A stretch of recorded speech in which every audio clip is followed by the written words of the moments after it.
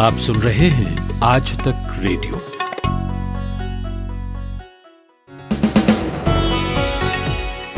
आज तक रेडियो पर यह है 11 अगस्त की शाम का न्यूज पॉडकास्ट दिन भर। मैं हूं नितिन ठाकुर। राजस्थान में कांग्रेस के लिए अंत भला तो सब भला होने जा रहा है। फिर भी सवाल कई हैं और सारे गंभीर हैं। एक तो यही कि क्या राजस्थान सरकार के लिए अब आगे की राह आसान होगी। दूसरा ये कि क्या पायलट का मामला सेटल करके राहुल गांधी ने अपने पक्ष में माहौल बना लिया है और अब वो पार्टी के फिर से अध्यक्ष बनने के लिए तैयार हैं। चीन ने 2 रडार तैनात किए हैं, दोनों जबरदस्त क्षमता रखते हैं और इनकी तैनाती भारत को सिरदर्द दे रही है। इस सिरदर्द की वजह और दवा दोनों की बात करेंगे। और गूगल का एक नया फीचर आया है जिसे लेकर हर कोई एक्साइटेड है। इसका नाम है पीपल कार्ड्स। इसका फायदा आपको क्या होगा ये तफसील से बताएंगे। ये सब कुछ, लेकिन पहले हेडलाइंस। रूस के राष्ट्रपति व्लादिमीर पुतिन ने आज ऐलान किया है कि उनके देश ने कोरोना वायरस की पहली वैक्सीन बना ली है। व्लादिमीर पुतिन ने दावा किया है कि यह दुनिया की पहली सफल कोरोना वायरस वैक्सीन है जिसे रूस के स्वास्थ्य मंत्रालय से मंजूरी मिल गई है। इतना ही नहीं, व्लादिमीर पुतिन ने यह भी कहा कि उनकी बेटी ने खुद इस वैक्सीन को लिया है और उसकी हालत में सुधार है। देश की बेरोजगारी दर 5 हफ्ते की शीर्ष ऊंचाई पर पहुंच गई है। लॉकडाउन में रिकॉर्ड स्तर पर पहुंचने के बाद जब इकोनॉमी अनलॉक हुई तो बेरोजगारी की दर में गिरावट आई थी, लेकिन अब ये दर फिर बढ़ गई है। Centre for monitoring Indian economy के मुताबिक लद्दाख में भारतीय फौज की वापसी के अभी कोई संकेत नहीं है। चीन सीमा पर भारतीय फौज पिछले कई दिनों से डटी है और आगे भी तैनाती बने रहने के संकेत हैं। प्रधानमंत्री नरेंद्र मोदी ने मंगलवार को मुख्यमंत्रियों के साथ बैठक के दौरान केंद्रीय गृह मंत्री अमित शाह की तारीफ की। कोरोना संकट पर हो रही चर्चा के दौरान पीएम मोदी ने कहा कि दिल्ली, यूपी, हरियाणा में ऐसा वक्त आया था जब हालात बिगड़ गए थे।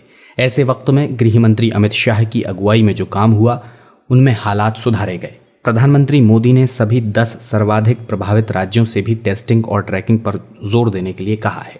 राहुल गांधी और प्रियंका गांधी से मुलाकात के बाद राजस्थान के डिप्टी सीएम सचिन पायलट की वापसी हो रही है। उन्होंने कहा कि भविष्य में क्या होगा, क्या करना है, ये पार्टी को तय करना है। पूर्व राष्ट्रपति प्रणब मुखर्जी दिल्ली के आर्मी अस्पताल में भर्ती हैं। यहां उनकी ब्रेन सर्जरी हुई है। ये सर्जरी खून के थक्के को हटाने के लिए की गई थी। आर्मी अस्पताल ने मंगलवार को जारी बुलेटिन में बताया कि उनकी स्थिति नाजुक बनी हुई है, वो अभी वेंटिलेटर सपोर्ट पर है। प्रणब मुखर्जी ने कल ही बताया था कि वो कोरोना पॉजिटिव पाए गए हैं। आज तक रेडियो सुनता है सारा जहां। यह है दिन भर। मैं हूं नितिन ठाकुर। राजस्थान में अशोक गहलोत और सचिन पायलट के बीच युद्ध विराम हो गया है। सीज फायर की शर्तें दिल्ली में तय हुई हैं। उम्मीद की जा रही है कि राजस्थान दरबार में इनका सम्मान होगा।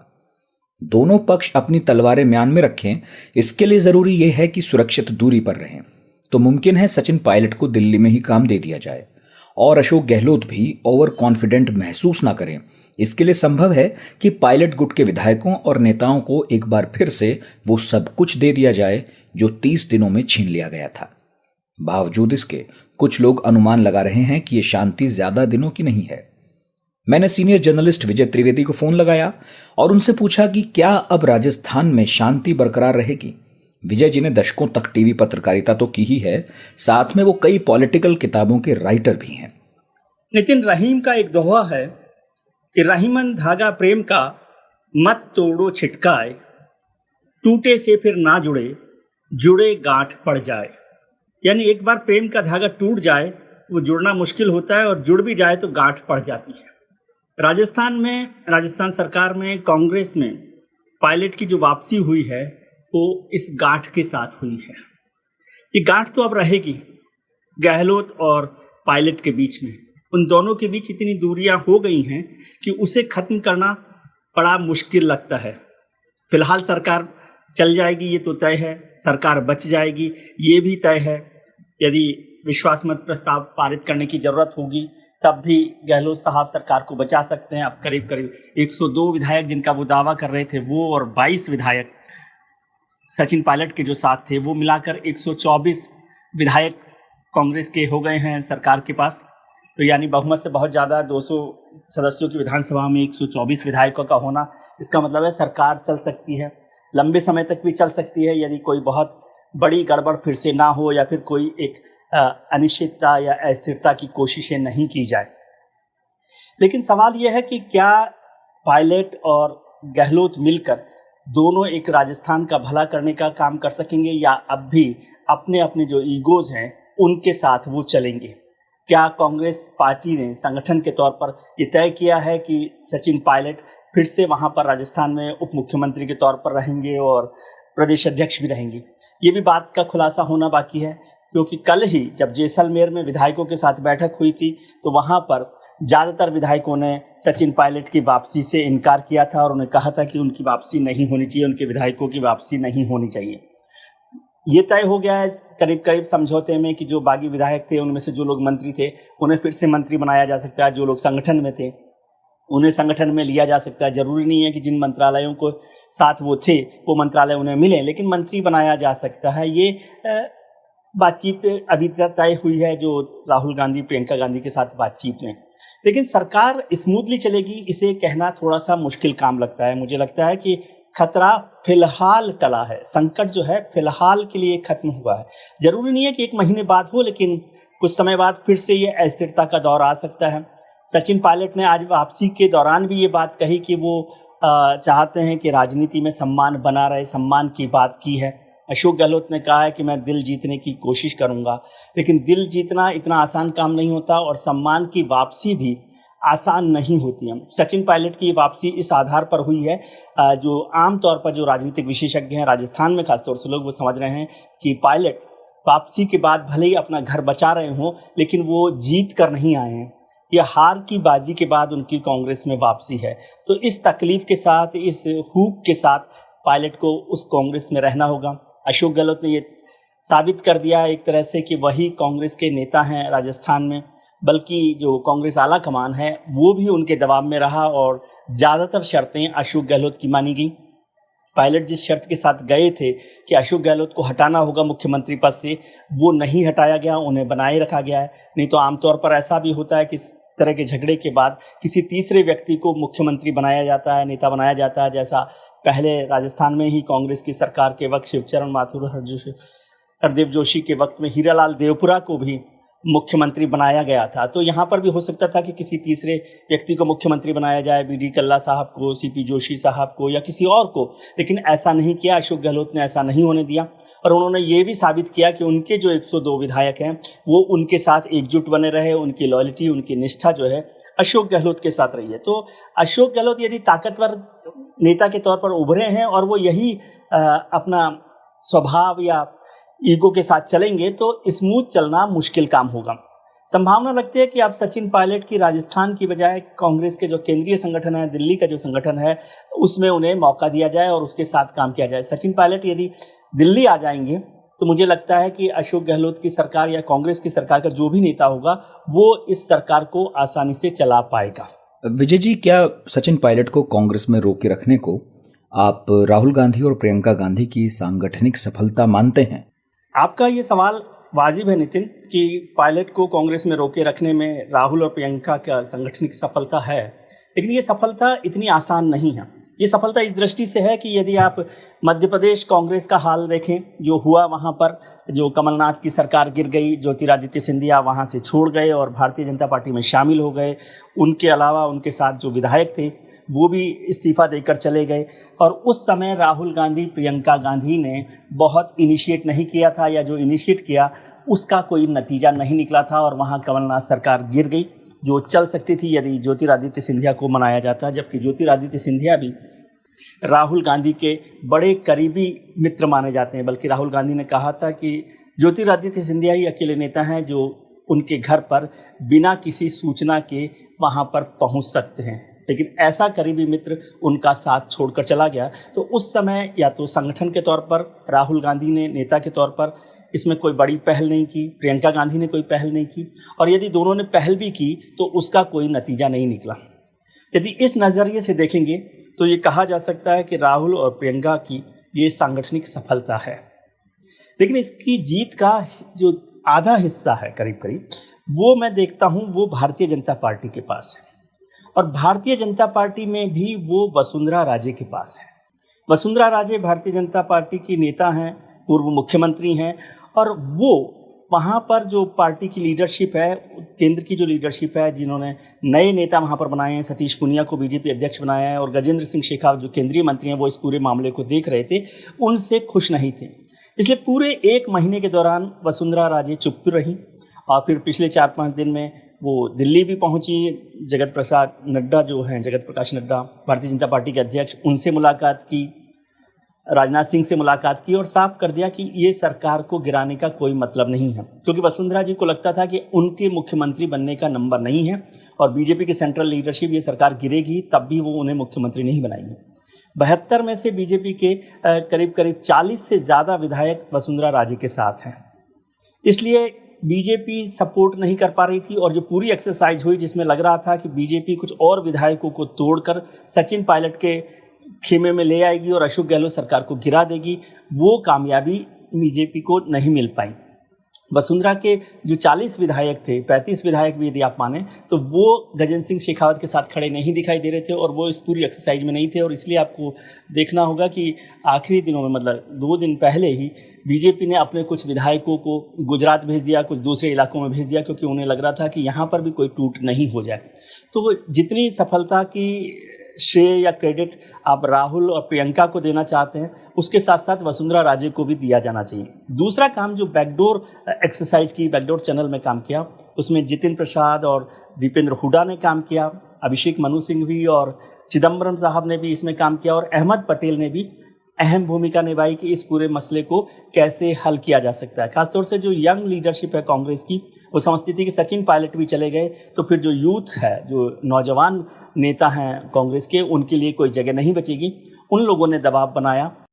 ये थे सीनियर जर्नलिस्ट विजय त्रिवेदी, जो पॉलिटिक्स और खासकर राजस्थान की पॉलिटिक्स को बेहद करीब से देखते समझते रहे हैं।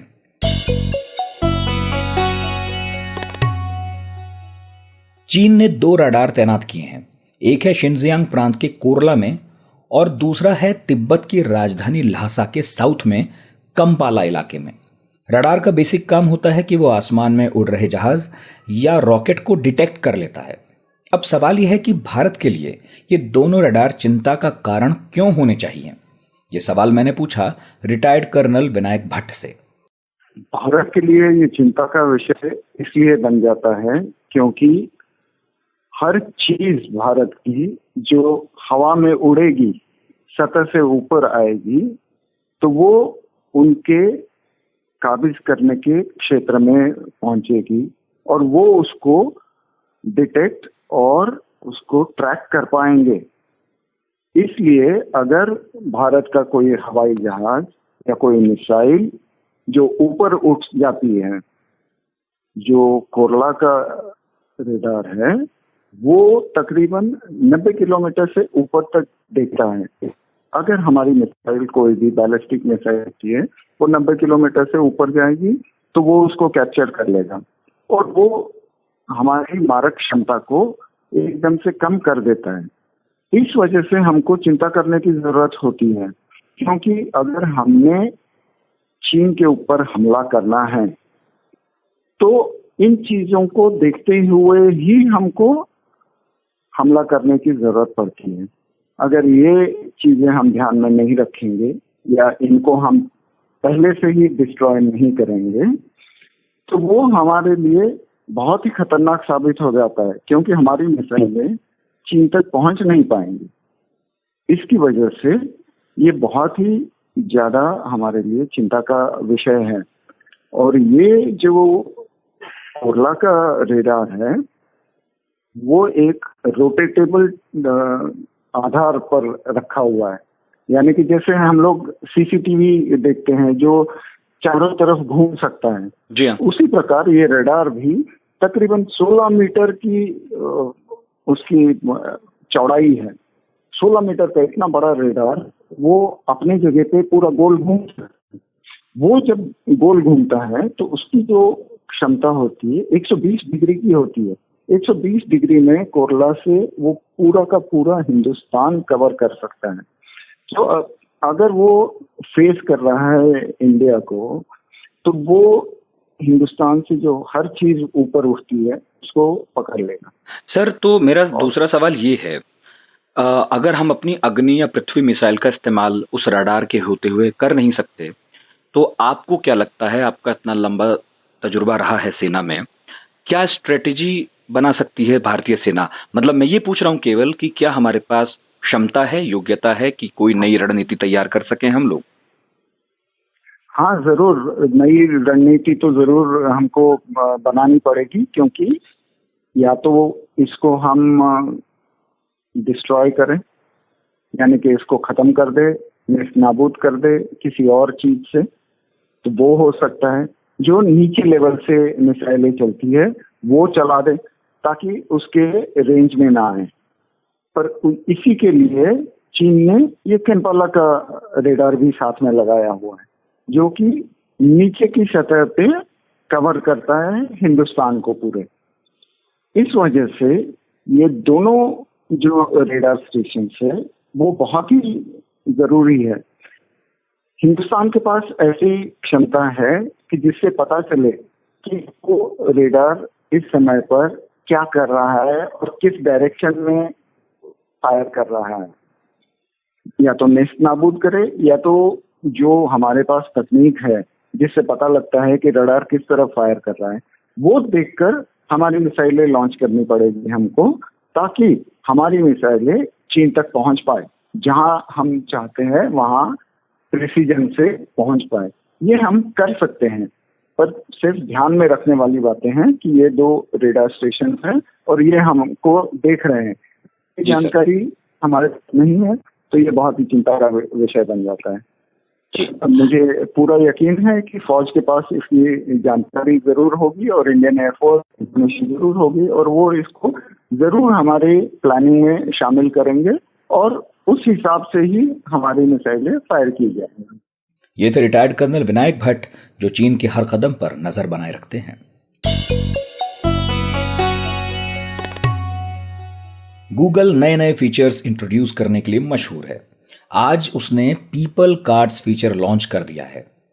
अब आप यहां अपना वर्चुअल विजिटिंग कार्ड बना सकते हैं। कोई आपका नाम सर्च करेगा और उसे आप दिखाई देंगे। इस पर आप अपने सोशल मीडिया हैंडल, वेबसाइट या जो भी और जानकारियां हैं उन्हें शेयर कर सकेंगे। एक तरह से ये इंटरनेट की दुनिया में आपके तमाम ठिकानों का अता पता देगा। डिजिटल आइडेंटिटी के इतने मीडियम होने के बावजूद इसे बनाने के पीछे कंपनी का मकसद क्या है और किसके काम का है ये फीचर, ये जाना मैंने आज तक के टेक संवाददाता मुंजिर अहमद से। गूगल ने तो खैर ये कहकर इसे लॉन्च किया है पीपल कार्ड कि ये उन लोगों के लिए आइडेंटिटी का काम करेगा जो फेसबुक पर या फिर किसी और जगह हैं और गूगल पर वो सर्च में नहीं आ पाते हैं। जैसे अभी के लिए आप गूगल सर्च करते हैं तो जो सेलिब्रिटी होते हैं या फिर जो पब्लिक फिगर होते हैं उनका नाम दिखता है या फिर उनके बारे में जानकारियां गूगल पे मिलती हैं। लेकिन अभी के लिए ऐसा नहीं है कि कोई आम आदमी हो उसका नाम अगर आप गूगल पे लिखेंगे तो उसके बारे में कोई ज्यादा जानकारी नहीं मिलती है। तो गूगल का कहना है कि वो उन लोगों को ध्यान में रख करके गूगल ने ये पीपल कार्ड लॉन्च किया है, जिसके तहत आप खुद अपना नाम, कहाँ काम करते हैं या फिर फ्रीलांसर हैं, एंटरप्रेन्योर हैं, बिजनेस करते हैं, आप लिख सकते हैं, फोन नंबर दे सकते हैं, अपना सोशल मीडिया अकाउंट का हैंडल दे सकते हैं। फिर उसके बाद अगर जो आदमी आपका नाम लिख करके सर्च करेगा गूगल पे तो वो पहले नंबर पे फीचर करेगा ताकि आपकी डिटेल वो देख पाए। इसके लिए फोन नंबर देना जरूरी है। दूसरी चीज एक और भी है जो यहाँ पे ध्यान देने वाली बात है कि अब तक गूगल जो है वो सोशल मीडिया स्पेस पे फ्लॉप रहा है। गूगल प्लस जो लॉन्च किया था उन्होंने वो भी बंद हो चुका है काफी पहले ही। इससे पहले ऑर्कुट को उन्होंने लिया था, उसके बाद वो भी बंद कर दिया। तो सोशल मीडिया में गूगल का वैसा कोई खास प्रेजेंस रहा नहीं है। तो कंपनी चाहती है कि कुछ इस तरीके का कर करके धीरे धीरे इसको आगे बढ़ाए और सोशल मीडिया स्पेस में फेसबुक और ट्विटर के स्पेस में थोड़ा सा मतलब अपना वर्चस्व कायम कर सके। मुंजिर, अगर कोई गूगल कार्ड क्रिएट करता है तो उसे अपना मोबाइल नंबर भी बताना होगा। ऐसा क्यों है? गूगल इन नंबर्स का क्या करेगा? प्राइवेसी का कंसर्न तो है ना? प्राइवेसी का जहां तक सवाल है तो अभी तक ये क्लियर नहीं है। गूगल ने ये हिसाब नहीं किया है कि जो फोन नंबर 2 फैक्टर ऑथेंटिकेशन या फिर आप ओटीपी के लिए कहें वो जो लिया जा रहा है तो उसका क्या किया जाएगा। हालांकि आपके पास एक ऑप्शन होता है कि आप जो फोन नंबर लिखें या ना लिखें वो तो ऑप्शन होता ही है, लेकिन कार्ड बनाने के लिए फोन नंबर जरूरी है। और इसके पीछे कंपनी का लॉजिक ये है कि अगर आप अपना फोन नंबर नहीं देते हैं तो कोई भी आपके नाम से गूगल पे जो पीपल कार्ड है वो बना देगा, तो इससे मिसयूज होने की संभावनाएं ज्यादा हो जाएंगी। इस वजह से आप फोन नंबर जैसे ही देंगे तो आपके पास ओटीपी आएगा और उस ओटीपी को एंटर करेंगे। सबसे पहला स्टेप तो ये है कि आपको अपने जीमेल अकाउंट से पहले लॉगिन होना पड़ेगा, उसके बाद ही ऐड मी टू सर्च लिखेंगे आप सर्च बॉक्स पे, गूगल सर्च बॉक्स में जाकर के, तो ऑप्शन आ जाएगा, आप वहां से क्रिएट कर सकते हैं। प्राइवेसी को लेकर दूसरी चिंता ये है कि क्या हो अगर आपके नाम से कोई और भी पीपल कार्ड बना ले, या फिर आपकी जानकारी कोई आप कुछ और भी कर रहे हैं लेकिन पीपल कार्ड में वो कुछ और लिख दे। तो इसको ठीक करने के लिए वहां पर फीडबैक और रिपोर्ट का ऑप्शन कंपनी ने रखा है, जहां से आप उस कार्ड को रिपोर्ट कर देंगे तो इसके बाद गूगल उस पर एक्शन लेगा। उसके नीचे लीगल का भी ऑप्शन है, आप लीगली गूगल से कांटेक्ट कर सकते हैं कि वो जो कार्ड है वो किसी गलत इंसान का है या फिर आपके नाम पे किसी और ने बना दिया है। तो आमतौर पर जो कंपनियां इस तरह का ओटीपी के लिए जो फोन नंबर लेती हैं तो माना यह जाता है कि वो फोन नंबर कंपनी अपने फायदे के लिए यूज नहीं करती है। गूगल में जैसे कि आप पहले बात तो ये है कि अगर आपके पास आपने अकाउंट दिया है गूगल को अपना, तो जाहिर सी बात है आप अपना फोन नंबर भी दे रहे हैं, क्योंकि गूगल अकाउंट के साथ फोन नंबर भी लिंक होता है। तो इस वजह से ये फोन नंबर वाला प्राइवेसी को लेकर कोई ज्यादा ऐसा इशू नहीं बन पाएगा। ये थे हमारे टेक संवाददाता मुंजिर अहमद। चलते चलते एक बार फिर से सुन लेते हैं हेडलाइंस। रूस के राष्ट्रपति व्लादिमीर पुतिन ने आज ऐलान किया है कि उनके देश ने कोरोना वायरस की पहली वैक्सीन बना ली है। व्लादिमीर पुतिन ने दावा किया है कि ये दुनिया की पहली सफल कोरोना वायरस वैक्सीन है जिसे रूस के स्वास्थ्य मंत्रालय से मंजूरी मिल गई है। इतना ही नहीं, व्लादिमीर पुतिन ने यह भी कहा कि उनकी बेटी ने खुद इस वैक्सीन को लिया है और उसकी हालत में सुधार है। देश की बेरोजगारी दर 5 हफ्ते की शीर्ष ऊंचाई पर पहुंच गई है।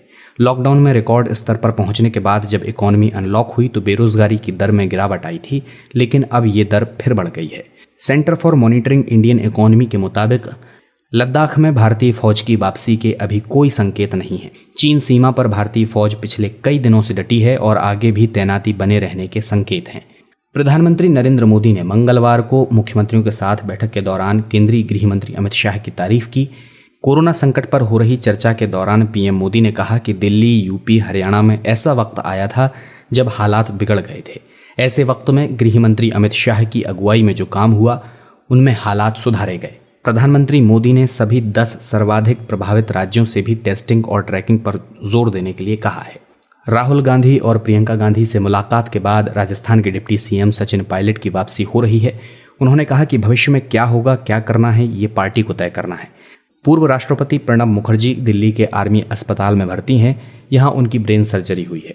ये सर्जरी खून के थक्के को हटाने के लिए की गई थी। आर्मी अस्पताल ने मंगलवार को जारी बुलेटिन में बताया कि उनकी स्थिति नाजुक बनी हुई है, वो अभी वेंटिलेटर सपोर्ट पर है। प्रणब मुखर्जी ने कल ही बताया था कि वो कोरोना पॉजिटिव पाए गए हैं।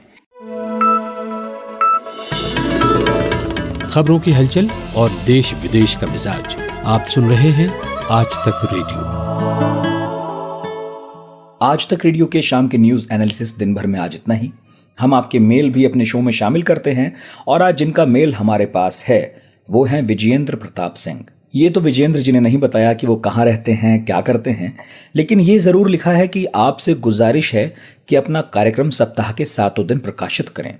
ये बात ठीक है, हम अपना मॉर्निंग पॉडकास्ट आज का दिन और शाम का पॉडकास्ट दिन भर शनिवार और रविवार को नहीं लाते हैं, लेकिन खुशी इस बात की है विजयेंद्र जी कि ये दोनों आपको पसंद आ रहे हैं।